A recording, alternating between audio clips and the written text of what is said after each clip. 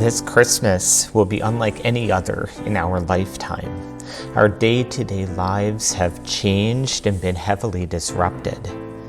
There have been gifts and new discoveries. There have been neighborly connections that have been renewed. And we've found new ways to be a community. Yet for many, the dominant theme this Christmas season is loss. The rhythms of our lives have been disrupted and shaken up, from holidays to seasonal events, through to worship or the simple act of meeting together in a group. All have been upturned. For those involved in the life of the church, Christmas is a special season, a natural time to connect with each other.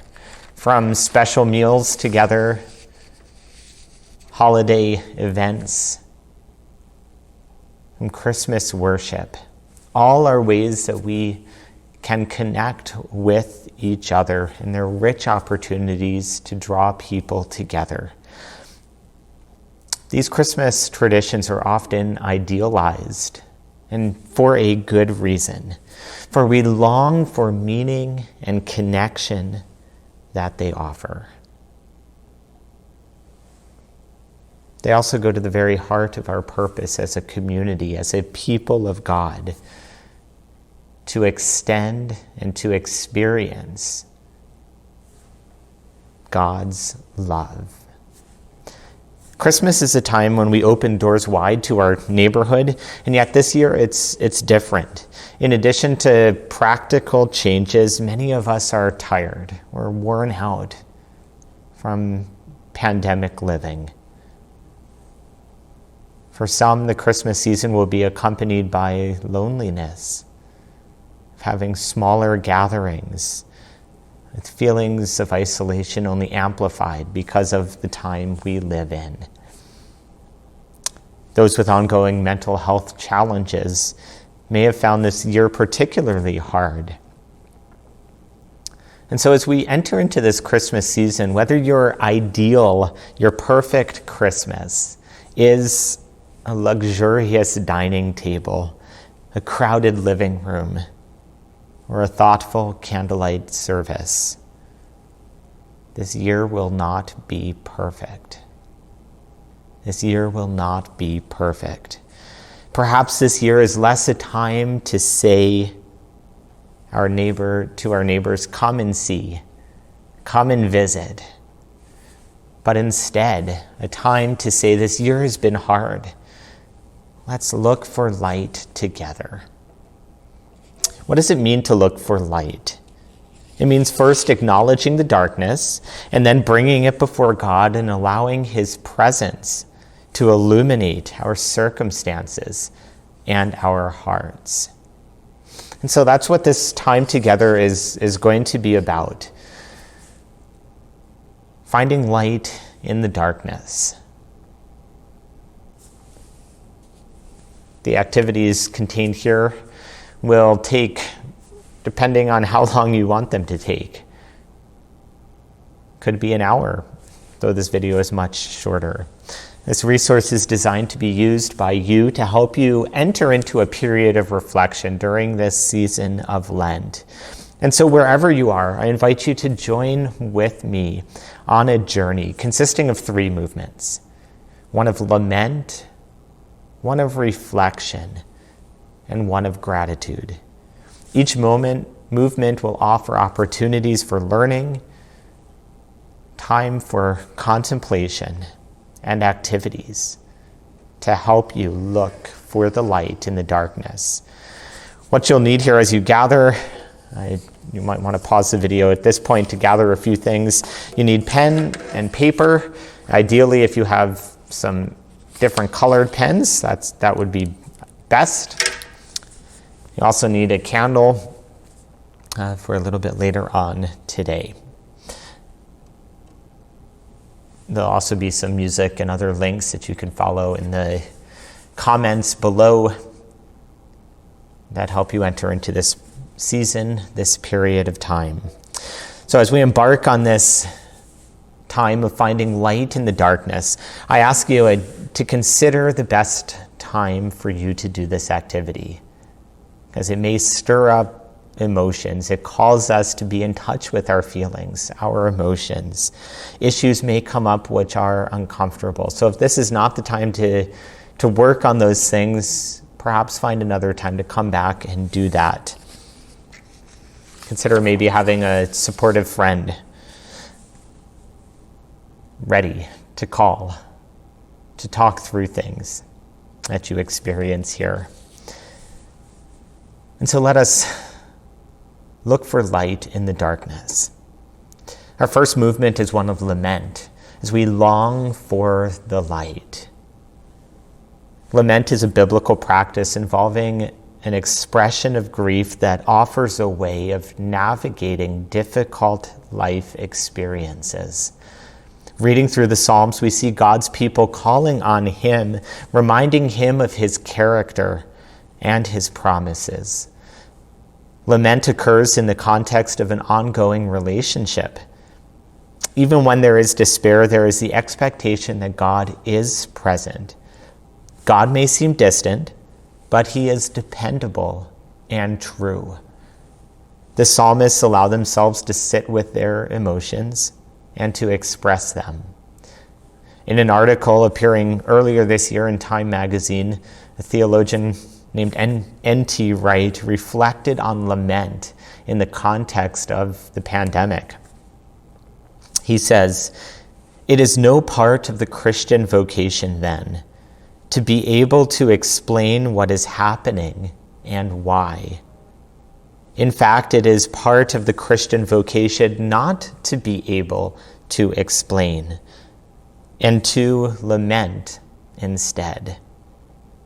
As the Spirit laments within us, so we become, even in our self-isolation, small shrines where the presence and healing love of God can dwell."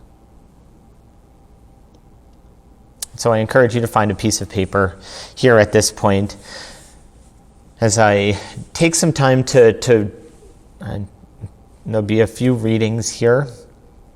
There'll be pauses in between readings for you to reflect and an activity to follow up with in a few moments. The season continues to change and the nights are drawing in. What felt manageable in the sunshine may now seem much more challenging. Perhaps the darkness feels more present as we head into winter. The lack of light itself may already be creating an emotional and physical impact. Many of us have not been able to meet with friends indoors for some time. While our children are back at school, some have been sent home. We know that all too well here. Relationships may have become fraught. We may mourn the loss of a household that feels peaceful and isn't crowded by people. Some of us may be overwhelmed by tasks and responsibility and the cumulative impact of stress.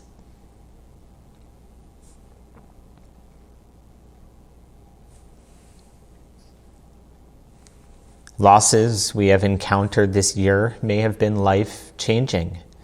We may have lost our livelihood or been forced to change jobs. We may have lost energy. We miss times when we don't feel exhausted. The loss of a life with spontaneity, the loss of things happening with ease, the loss of a life without low-level anxiety, the loss of a stable mood. For those of us who live alone, isolation, challenging before lockdown, may have become acute. We may have experienced boredom and disconnection. Day-to-day tasks offer little pleasure. And we may feel guilty for what we do feel. So take a moment to reflect on the last 6 months. Become aware, if you can, of God's loving presence toward you. If this feels hard to connect with, remind yourself you're not alone. As Jesus' words tell us from Matthew 28, verse 20, "And surely I am with you always to the very end of the age." Offer yourself plenty of time. Perhaps consider pausing the video in just a moment here if you need more time. As you consider these questions, what has changed for you in this time? What has changed for you in this time? What has challenged you? What has challenged you?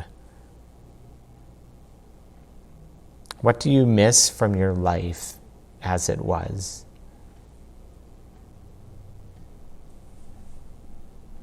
Again, perhaps you want to pause the video to reflect on these questions, to jot down a few notes of what comes to mind. Later, you'll be invited to spend some more time reflecting on these things. But first, I'd invite you to follow the link below, either in the video description or in the comments, the link to this piece of music. This music is a helpful way to connect with experiences of loss. This is a song about lament. It's called Our Song in the Night. I invite you to listen to that and then return to this video. As we look at our second movement, reflection, looking for the light. Again, I'll read and invite you to respond. One of the challenges of this period is coping with change that's imposed on us. Times like this make it hard to plan and can be difficult to know what we can hope for.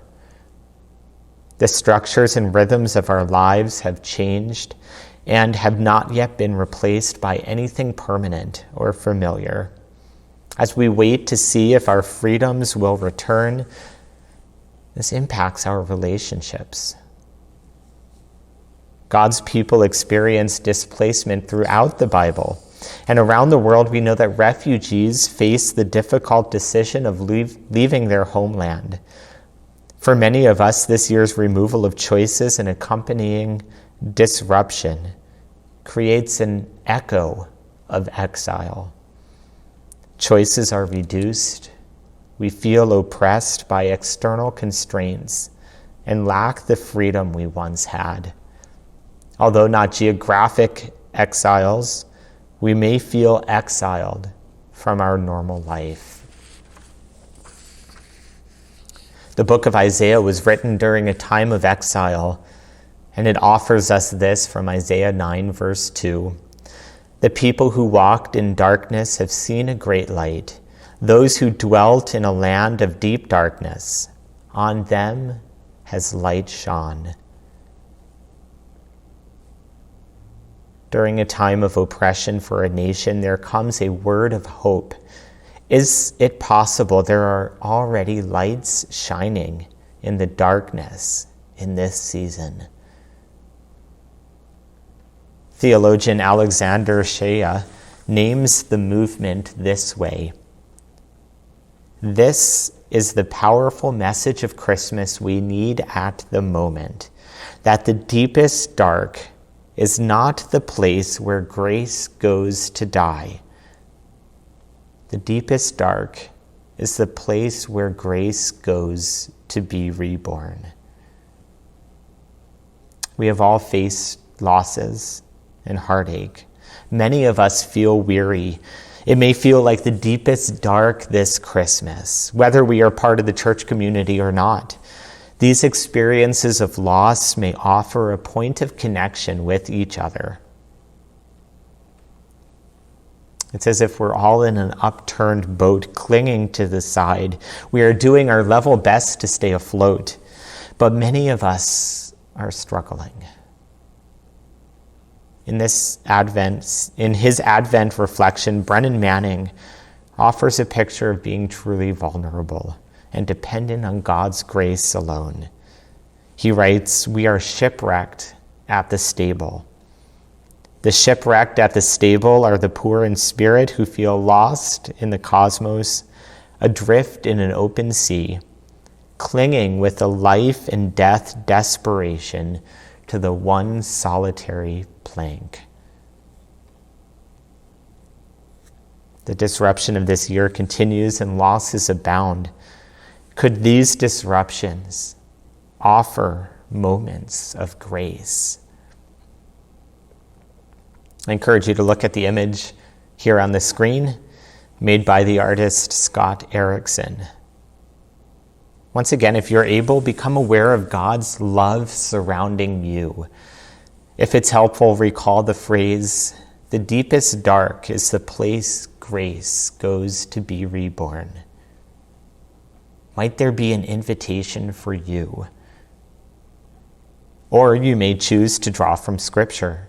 From John 1:5, we hear, "The light shines in the darkness, and the darkness has never extinguished it." Spend some time looking at this image and think about what comes to mind for you. Once again, you may want to make a note of what has come to the surface for you. I invite you to pause if you need some time to reflect. But I encourage you to take another look at Scott Erickson's image of the candles. How does it speak to you? Perhaps you feel snuffed out. Perhaps you feel ready to share your flame with others. Perhaps you feel smoldering, unsure if you are going out or being reignited. However you feel, set aside some time to simply be and acknowledge what you need at this time. Whether you need the light or are seeking to share it, both are equally welcome to share in the light and the hope that Christ brings. I invite you to pause once again if you need to reflect on what you need at this time in this season.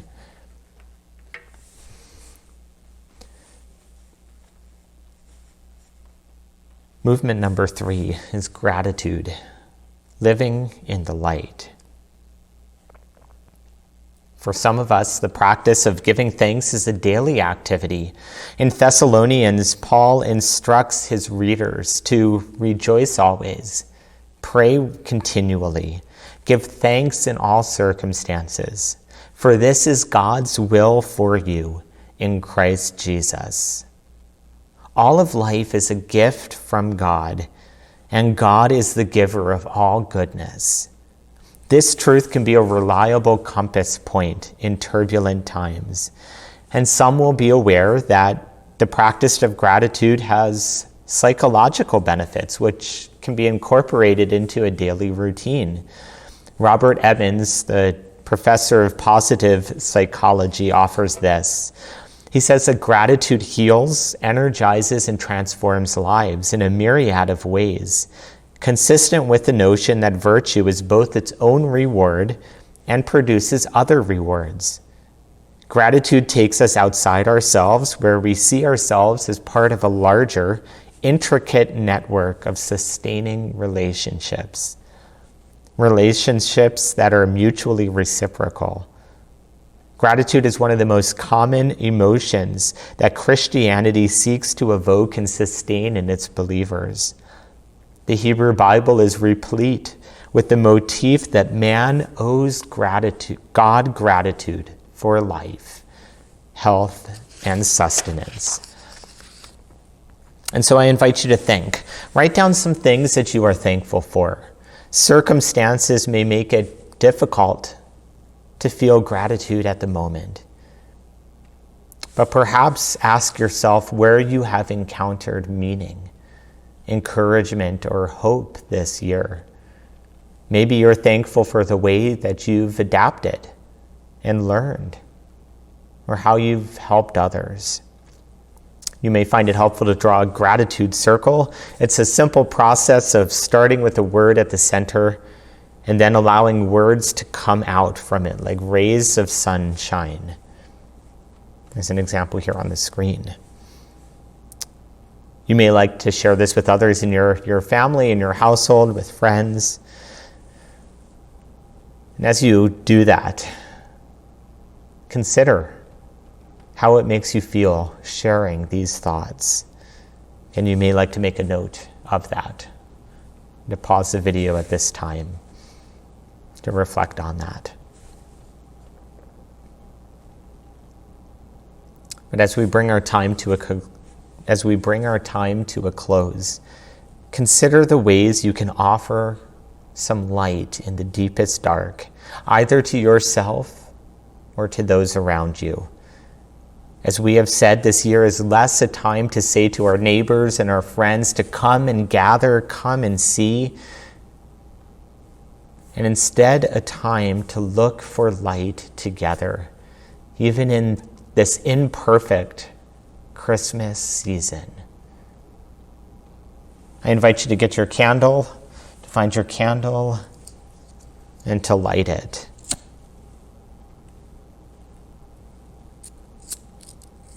How can you look for the light this Advent season? How can you look for the light this Advent season? Over this time, what has resonated with you? I invite you to share your intention as we head into this Christmas period of how you can look for light together, of how you can look to light. What hopeful action are you inspired to? The following words may offer some help, a helpful way to share your thoughts. You can simply fill in, "This Advent, I will look for light by," and then share how you'll look for the light. As we conclude our journey from lament to gratitude, again, this has been just a short time. I encourage you to take as much time to continue to process how loss and longing this Christmas season, how in the midst of those things you can find light. As we conclude our journey, though, together today, I offer you this blessing. It's a blessing called "Blessed Are You Who Bear the Light" by Jan Richardson. Blessed are you who bear the light in unbearable times, who testify to its endurance amid the unendurable, who bear witness to its persistence when everything seems in shadow and grief. Blessed are you in whom the light lives, in whom the brightness blazes, your heart a chapel, an altar where in the deepest night can be seen that fire that shines forth in you, in unaccountable faith, in stubborn hope, in love that illumines every broken thing it finds. May the light of Jesus go with you this Advent season, and may you find light in the darkness.